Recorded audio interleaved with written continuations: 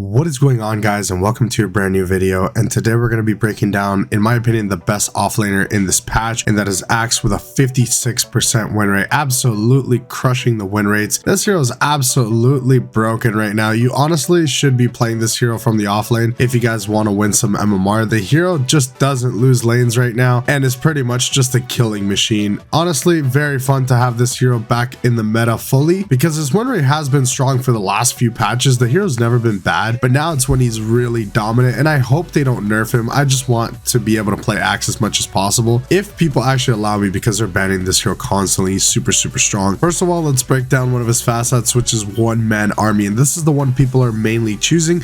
Basically, Axe gains strength based on his armor while away from his allies, but it's only a 600 radius, which is not that much. And typically, Axe is going for solo jumps most of the time, especially in the early game. You're not team fighting as hard. You're going for mostly solo pickoffs. So this is actually pretty good. And the effect also lingers 5 seconds after allies come within that range. So it's also not that bad, even if your allies come close. 5 seconds is a lot, especially in the mid to late game. 5 seconds is a pretty big difference to still have this buff. Honestly, it is the one people are picking the most, and it feels really strong to have this. You are so tanky and super hard to bring down. But if you guys are facing up against illusion heroes, you could use the other facet, which is call out. Basically, call gives the enemy more attack speed and you more armor. So you're going to be proccing more spins, which is really nice, and it's very good against illusions, obviously, because you're going to be spinning more. You're going to be cleaning through those illusions quite easily. So you could take this facet if you are running up against a Naga or a Phantom Lancer or Terrorblade, some of these heroes that have illusions capabilities. Then you could definitely go for this facet. I think is going to be a much higher value than just being overall tanky. This is going to be much better just to get those spins off and be able to clear those illusions quite easily. The typical item build on Axe right now is looking like Phase Boots, Blink Blade Mail, but then it goes into Eternal Shroud. You can get a Kai Assange and a Bloodstone. You could also go for the Aghanim Scepter. I'm not seeing a whole lot of Vanguard Axe, honestly, so you could definitely skip it. I don't think it's as bad as it used to be before. This hero heavily relied on Vanguard, but nowadays you can go double bracer and it feels just as good, and your timings are a lot faster. You can actually complete your Phase Boots for once, because most of the time for you to get a good Blink Blade Mail timing, you actually had to skip the Phase Boots because it was just going to delay you a lot more and it wouldn't be worth it. But nowadays your whole objective is to just run around at heroes, because your innate ability is Code of Blood. Whenever Axe gets a kill, you permanently gain +1 armor at max level, but if you end up using your Calling Blade, that's actually 2 times, so you can get up to 2 armor, which is really nice. And in the early game, you're just going to be building armor stacks, which is honestly awesome. And if you do miss your Calling Blade, but you still get the last hit on the kill, it's still going to give you that extra armor. In the early game, you're not getting as much armor, but once it's at max, you're going to be getting 1 armor per kill, which is really nice, and then 2 times the armor with the Calling Blade stack. This is all very important for Axe, as he heavily depends on that infinite scaling armor, which is always going to be absolutely fantastic, especially against very high physical lineups. It's going to make you super tanky. And once you have the one-man army facet equipped, you're going to gain strength based on your armor. So the more kills you get, the more HP you're going to have. So basically, building items like Shiva's Guard AC is also going to be quite beneficial for you, because you're going to be getting even more strength. That's honestly really awesome. You're building up your armor, but also building up your tank ability in general. This hero is just extremely snowbally. You can get out of control so easily. And I've even seen players just straight up not even going for Blink, which is absolutely crazy. This hero really depends on the catch, but I've just seen players with the Phase Boots being able to be a lot faster, especially against slower heroes that don't move quite quickly. Heroes like Necrophos are quite slow,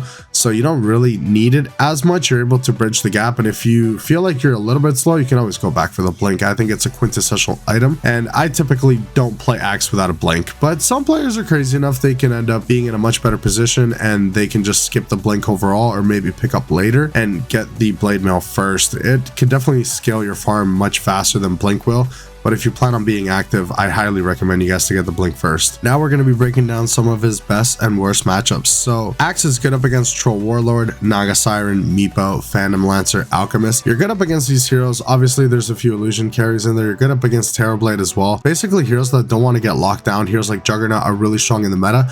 I think Axe easily counters Juggernaut quite easily, because Jug is still quite frail, quite squishy, and Axe is just so tanky right now with so much armor that it's a really easy matchup for you to be winning, and you don't get kicked out of lane by any of these heroes, you can easily crush them, take the tower early, and get as much farm as possible. And whatever kills you get in the laning phase, you're just going to be building armor off of that, which is really, really nice. You used to have to be able to get the culling blade stack in order for you to have that extra armor. That is no longer the case. You can just build armor from getting kills, which is always going to feel absolutely fantastic. Some of the bad heroes you can run up against are Timbersaw, Doom, Death Prophet, Leshrac, and Viper. These heroes are typically very good against you. You can still do a lot of work to them. Heroes like Timbersaw, Doom, Death Prophet, Leshrac, Viper, they all have some sort of uncontrollable damage. Blade Mail is always going to help you, and you can always build BKB and kind of get away from that. But Eternal Shroud just provides so much for the hero that it's honestly super worth it. If they don't have a ton of lockdown or a bunch of breaks and hexes, like if they don't have a Lion or a Shadow Shaman pretty much, because they're some of the most picked supports, especially Shadow Shaman, he is super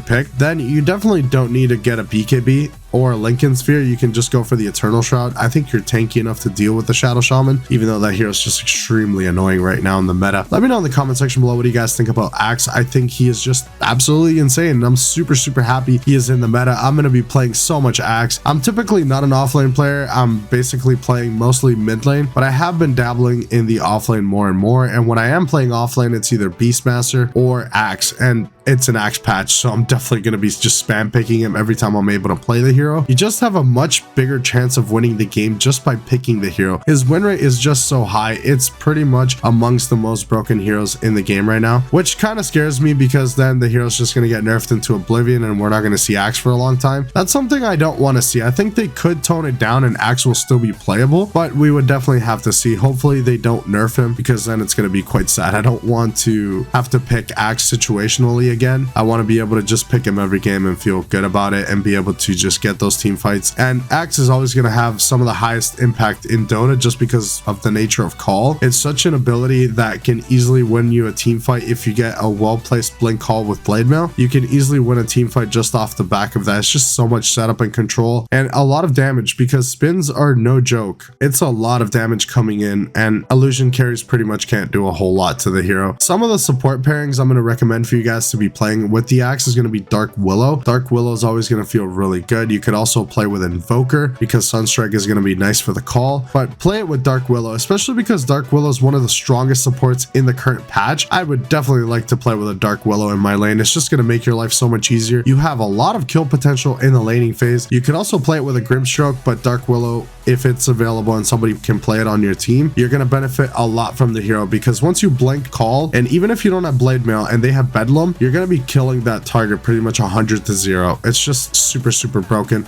It's always been a really good combination, but with how strong Dark Willow is, you're going to be able to win the lane a lot harder than it used to be, just because Brambles are absolutely insane. I will be making a video on Dark Willow very soon. It's one of my favorite heroes in the game, and the hero feels completely busted. Honestly, Brambles feel absolutely insane, and it's going to help secure Axe that laning phase and that extra armor that he desperately needs, especially against physical lineups. Hopefully you guys did enjoy the video. If you guys did, leave a comment down below and let me know who your favorite offlaner of the patch is. Definitely for me is going to be Axe, but I would definitely like to know what you guys think in the comments. I will see you guys in the next one. Thank you so much for watching.